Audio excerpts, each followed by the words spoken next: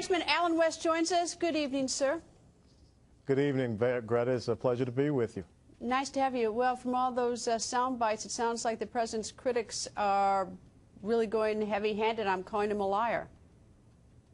Well, there is no doubt that the president did, I believe, purposefully deceive the American people in order for his, signature policy, the Obamacare, to be able to get passed. And now we see truth come to power in the fact that this thing is, we talked about it before, Greta. It's based upon some very false premises, and it's not going to be able to sustain itself, and it is not ready to be rolled out. And the fact that you're having, so many Americans being forced off of their private insurance plans to try to get them to go into these exchanges, which are not being well run and well orchestrated, this is a calamity. Well, I will tell you that in putting together that opening, we actually looked to see if any Democrats supported the president today, said anything. Now, it is a holiday in Washington today, but we can't even find. The Democrats are rather silent about what's going on, with the exception of Congresswoman Debbie Wasserman Schultz on it. But they're not speaking out. But in light of where we are on this law now, what in the world can the president do to sort of bail himself out and bail the American people out so that those who are harmed are not harmed by it? Well, first of all, you did see 15 Democrat senators have an impromptu meeting with the president last week for about 2 hours. And Alaskan Senator Mark Begich basically called it a crisis in competence. I think right now the president has to take a page from Hillary Clinton and hit the reset button and go back to the start and say, okay, look, this thing is not ready for prime time. Let's scrap this. Let's start truly having some bipartisanship, and let's sit down and talk about some free market solutions. Let's first of all solve the crisis of 4.2 million Americans that have lost their private insurance plans. Let's see how we can work with the insurance industry and get those plans back. Do you think he will do that or can do that? Because this is his signature accomplishment. I mean, what he's very proud of as President of the United States. I mean, there are other, not to say that, getting the Navy SEALs getting Osama bin Laden wasn't huge as well, but this is something that he has been very adamant that he was standing behind. Do you think that he has it in himself to say, look, it's not working for a lot of Americans. Let's put it on hold and let's see if we can fix it? Well, the short answer is no.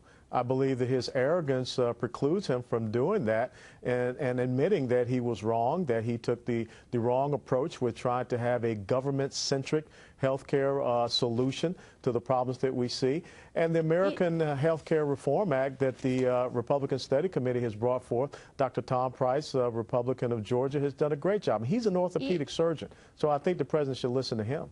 I'll tell you what's so deeply disturbing about the law. Right now, a lot of Democrats are very upset. Republicans have always been upset about it, but a lot of Democrats are upset about the medical device tax because a lot of them has hit their constituents, the Democrats. They're very upset about it. They're upset about individual policies of their constituents that have been canceled since they don't meet the full requirements of Obamacare requirements.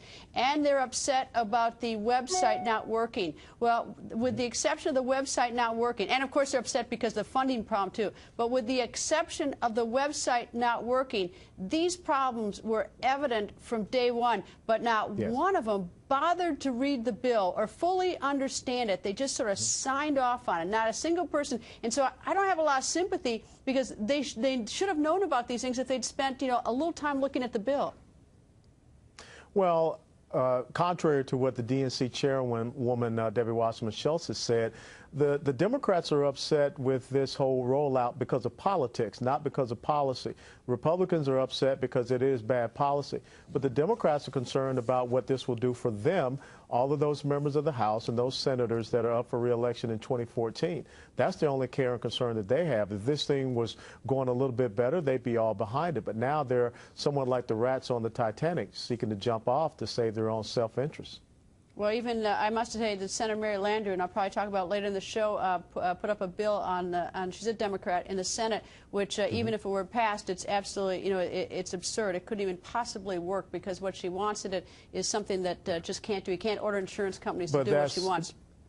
That's her trying to show some type of care and concern because she's running in a tough re-election in a red state. Absolutely. And so it is not her caring about policy, it's just about politics. All right, Guardian of the Republic, a new book coming out by you, Yeah. hitting the shelves in April. Does that mean that a lot of times people write books to give us sort of notice that they're running for office again? Well, it's not so much about running for office again. I will continue to serve this country, and that's why I'll say Happy Veterans Day to all my brothers and sisters that are out there. We all took an oath to support and defend the Constitution. We're all guardians of this great republic. And so what I want to do is talk about the early lessons in my life, the influence of my parents, my political philosophy, and what I see as far as a vision, a way ahead to get us out of this crisis and restore this great republic to the greatness that it can be and should be. And I think that it's so important that we have folks that will lay out a strategic plan and a blueprint for that to occur. And if the American people call me back to serve, I'll be happy to do it. Congressman, happy Veterans Day, because you are indeed a vet. Thanks. And to those who are watching, we are going to talk about Veterans Day later because this is a very important day to our country. Congressman, thank you, sir. Thank you, and it's an honor to serve. Take care, Greta.